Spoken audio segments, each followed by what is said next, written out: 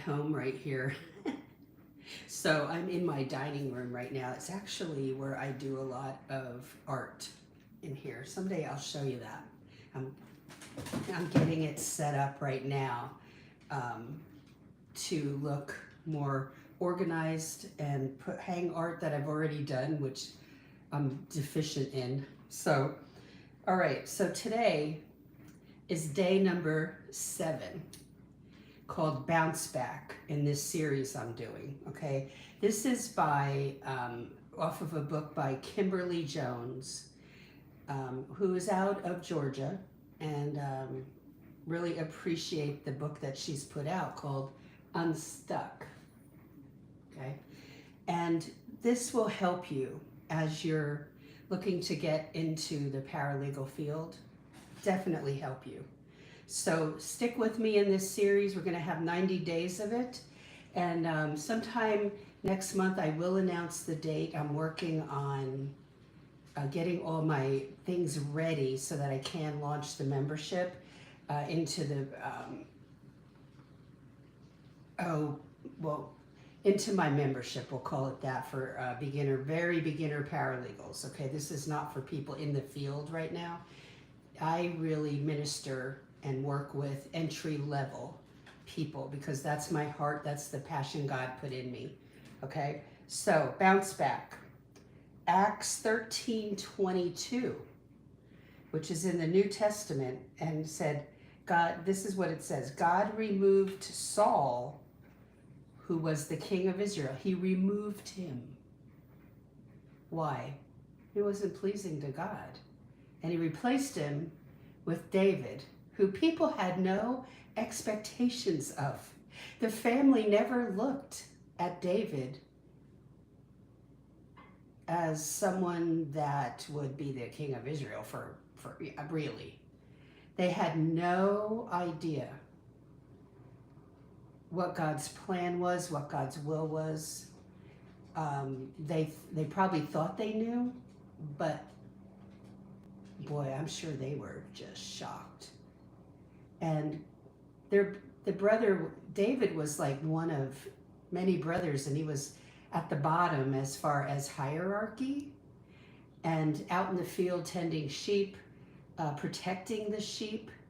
He was an incredible shepherd, a fierce shepherd. He knew how to use the sling as a weapon and the rocks.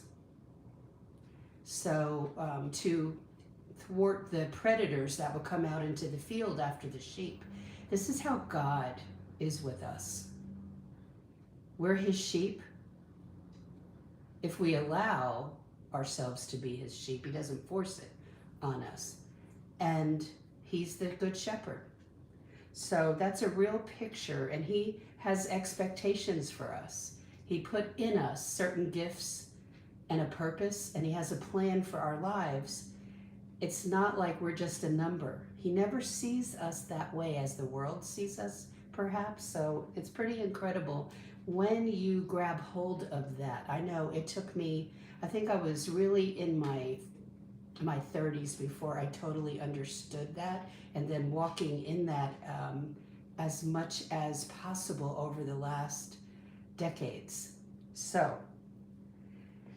when the Bible references David, the Lord says he is a man after my own heart. But what does that mean? Does that mean because he's a moral, upstanding person? David fell down many times. David was a murderer. David was called out by the prophet Nathan saying, you haven't acknowledged this sin, David. You know, you did such and such, and you know it. You have to get on your face before God. And he did, though. And that's the difference with David, is he acknowledged that he really messed up, almost as badly as you can mess up. And yet God was quick to forgive him because he was sorry. So it wasn't just, you might think, well, he was a moral, upstanding guy. He was not. He made a lot of mistakes. And you know what? That gave hope to me.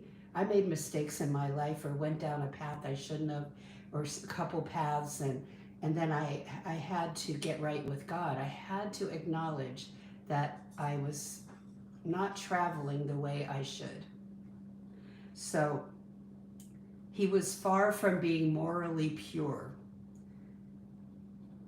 And then one of the things that's really interesting is, and this is the waiting for God to answer your prayers and the waiting for God to open doors. Now, sometimes, like in the legal field, I had no idea if this was the field for me in 1990. I had zero clue, but I thought, I don't have anything to lose by attempting to get in. And I had the naysayers. I had them over here, all around me saying, what makes you think you can do that? I had a person at an agency say, I can't place you because you have no experience, but I can put you in with a CEO of a major corporation, but you'll have to get some fancier clothes, which was doable. But I didn't see myself in that position. I kept being drawn to the legal field. Didn't know why, didn't know if it would work out. So I had no money to go to school. Okay, there's none of that. And honestly, the course that was being taught in my local junior college was being directed by an attorney who had never practiced law a day in the life. Not a day. So that made me think it's not a practical course.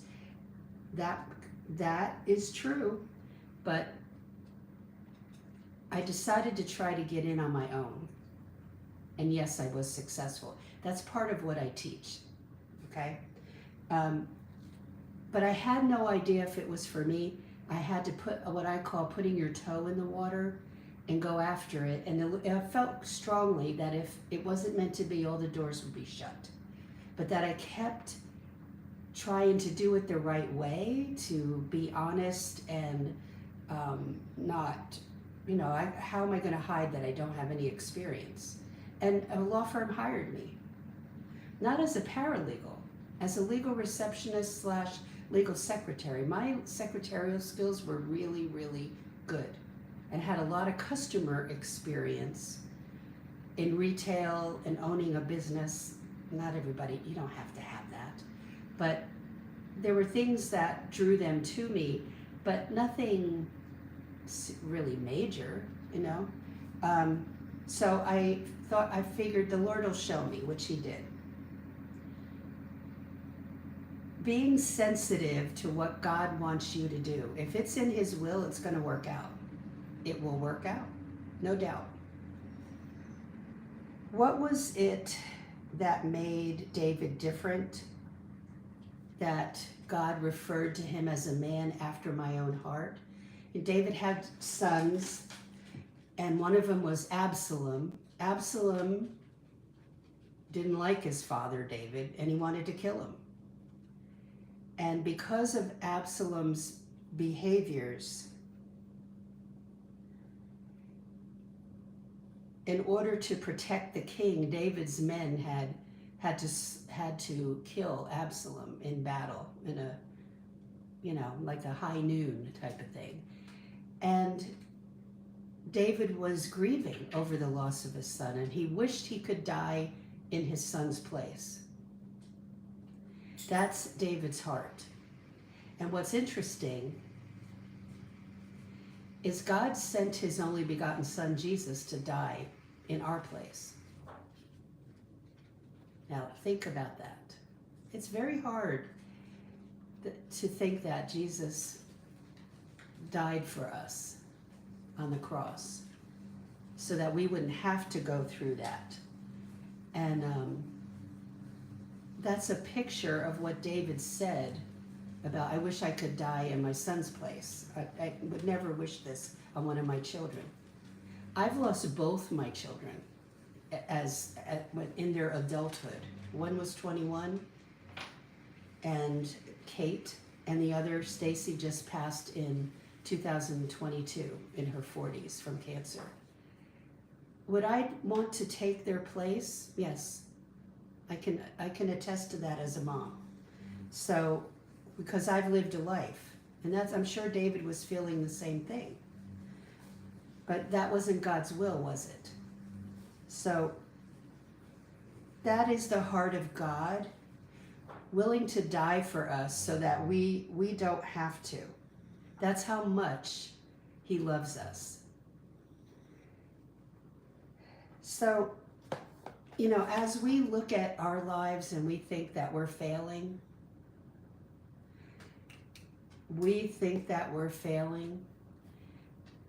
it's part of our journey. And trusting that he's going to lead you in the right direction is everything. I had no idea, like I said, if the legal field was the right direction, or when I got into it, should I stay in that first job for 20 years? Is it okay if I move? And I would seek his will about that. Sometimes I didn't seek his will in moves.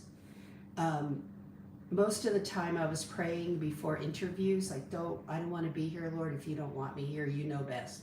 Because there are some horrendous places that you end up in, and I didn't want that. I didn't. Was I perfect in that way? No. But I tried to remember, Lord, when I would be scared before an interview, what's the worst that can happen? They're not even going to tell you no in the interview. So you have to give it your best shot, and I mean best shot, not sit there like a lump and don't ask questions. And don't ask me what those questions are, because I teach that in the membership. And all of that we go over. So don't hang on to the failures as an excuse not to go in the field or to go forward in your life. Oh, well, I guess the door is shut. God shut that door. You have to move forward in order to know that. In order to know if you should be in the legal field, this is my humble opinion, I think you have to be in it and understand it. And maybe you just have to change to a different area of law or a different workplace to be happy, and really good coworkers. And so much of that depends on how you interview, believe me. I've been in places where I didn't interview properly and I walked into a hornet's nest. So, a couple times. Other times I've walked into sheer, beauty with the coworkers, and they were hilarious and fun. And other times I've left a job when I should have probably stayed. I had to leave one job because the senior partner was smoking and it was all coming through the vents. Yeah, can you imagine? So there are things that happen, and it's not the end of the world. Now just keep moving forward. Bounce back. I've had people say, I've tried for 4 years to get into the field and they won't hire without experience. Absolutely not true. It's your lack of understanding as to what it takes to set yourself up for a strong interview, and you're going there to sell your skills. And the question I always ask is, how are you going to help the attorney? They don't train you, even if they say it in the ad. I'm a 34-year veteran of the paralegal field. I know what I'm talking about. All right, so have a great day today. Make sure you go to paralegalcoffeetalk.com, look for the Paralegal Resource Hub, and sign up for that. That's free. Watch the videos there. They're good to watch. You can take notes. There's some questions you can answer or not. That's up to you. But you have to sign up in order to access that, where my videos are housed, okay? So that's it. I don't bombard with emails. In fact, I haven't sent an email really in 2 years because I've been going through the grief process personally. And so all that was changing this fall, and now I'm bouncing back. I'm a prime example to you of bounce back, okay? Have a great day, and I will talk to you in the next video. Take care.